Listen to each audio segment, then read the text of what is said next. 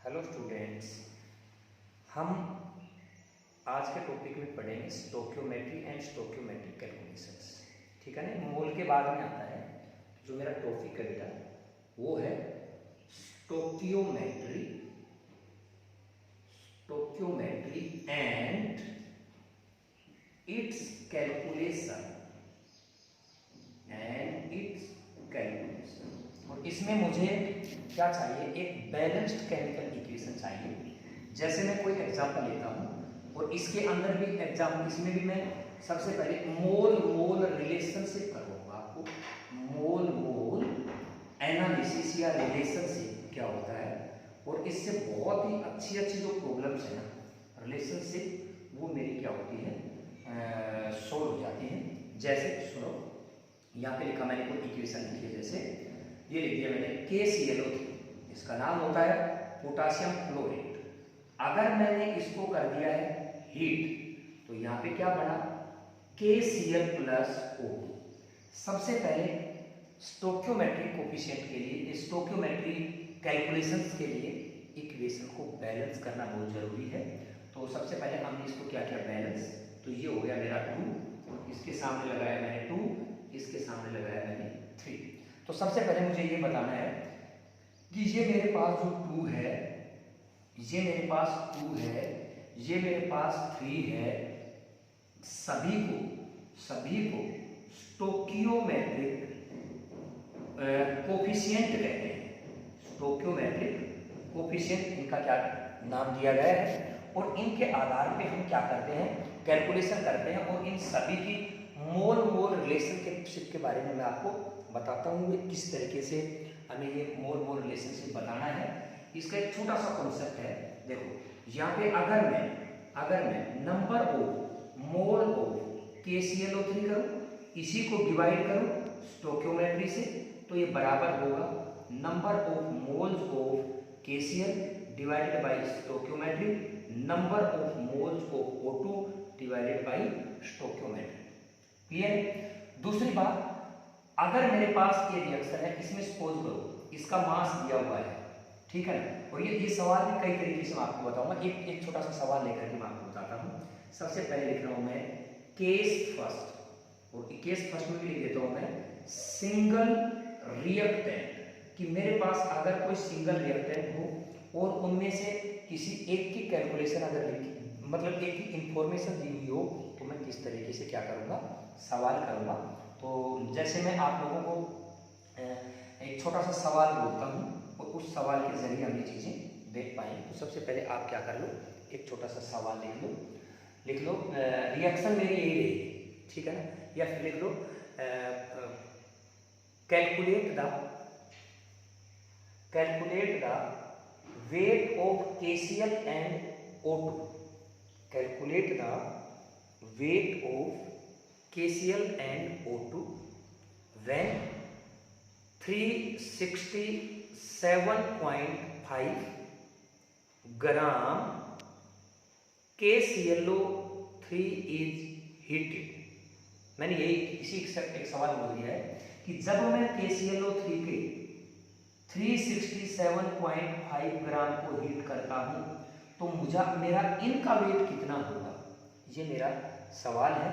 तो अब मुझे इनका ये भी पता है कि इसका मोल डिवाइडेड बाई 2, इसका मोल डिवाइडेड बाई 2, इसका मोल डिवाइडेड बाई 3 मीन्स इनके सभी के स्टोक्योमेट्रिक कोफिशिएंट से अगर मैं डिवाइड करता हूं, तो सब चीजें क्या होती हैं, बराबर होती हैं।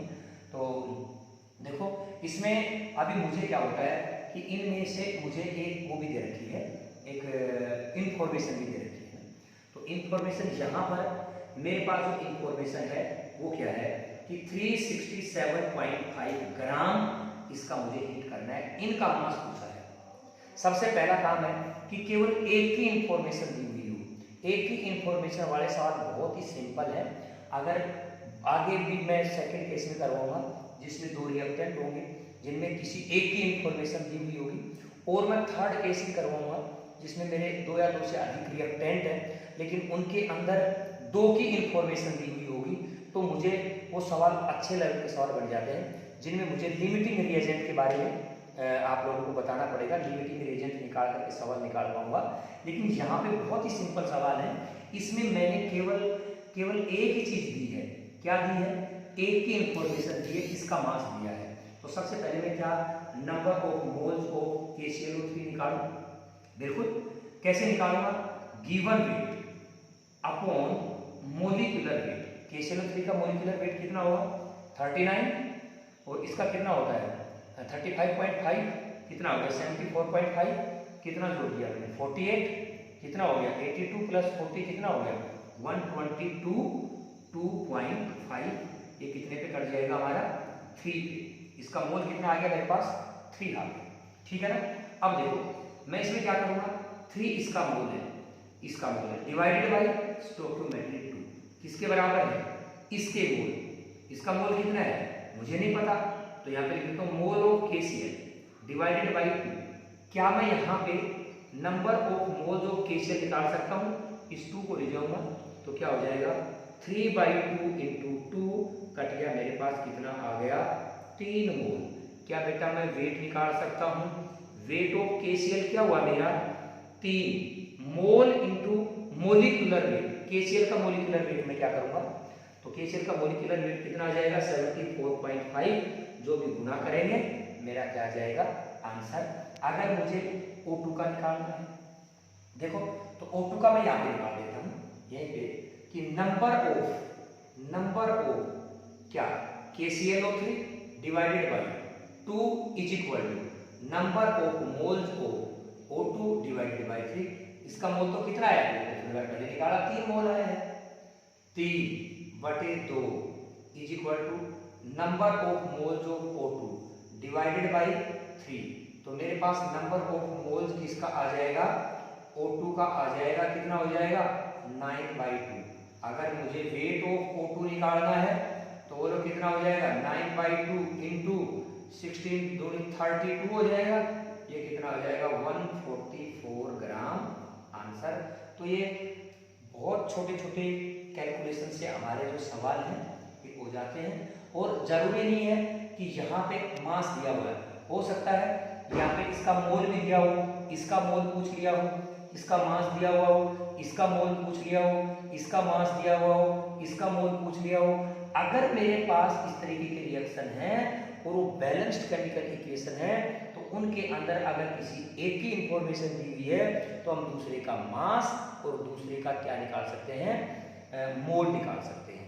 अगर मुझे किसी का वॉल्यूम निकालना है तो वो मैं STP पे निकाल सकता हूँ, क्योंकि जो भी मेरे पास इनका जो मोल आएगा उसको मैं 22.4 से क्या कर दूंगा?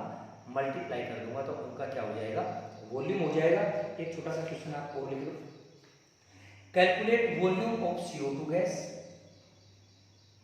Calculate volume of CO2 gas in liter produced at STP by heating 25 gram of calcium carbonate. 25 gram of calcium carbonate, और जो कैल्शियम कार्बोनेट है वो मेरा क्या है? CaCO3।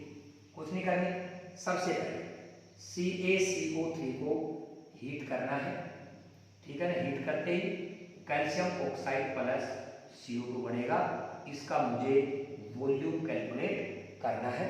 और कुछ दे रखा है क्या मेरे पास? दे रखा है मोल, किसका मोल दे रखा है मेरे पास? नहीं, वेट दे रखा है मेरे पास। इसका क्या दे रखा है? वेट दे रखा है, कितना? 25 ग्राम। क्या मैं इसका मोल निकाल दूं? Given weight upon molecular weight कितना होगा? 100, कितना हो गया? 1.4 मोल। अगर कोई तुम्हें कहे इसका मोल निकालो तो ये क्या है? 1:1 है, इसका मतलब स्टोइकियोमेट्रिक सभी का बराबर है। अगर स्टोइकियोमेट्रिक कोफिशिएंट अगर बराबर होता है तो जो मोल इसका होगा वही मोल इसका होगा, वही मोल इसका होगा। तो मुझे पता है इसका भी क्या हुआ? 1/4 मोल, इसका भी क्या हुआ? 1/4 मोल। तो मुझे क्या निकालना है? वॉल्यूम ऑफ CO2, और वो भी किसके ऊपर? एट STP पे। तो मैं क्या करूंगा? Mole into 22.4 is equal to जो भी मेरा 67.2 लीटर जो आता है वो क्या आता है आंसर। तो इस तरीके से मैंने आपको केवल एक ही केस बताया है। कौन सा केस? कि जिसके अंदर एक रिएक्टेंट दिया हुआ हो और एक की ही इंफॉर्मेशन हो, तो हम बाकी की किस तरीके से इंफॉर्मेशन निकालते हैं, बाकी का किस तरीके से मोल निकालते हैं, मास निकालते हैं। तो आज के लिए इतना ही, बाकी हम नेक्स्ट लेक्चर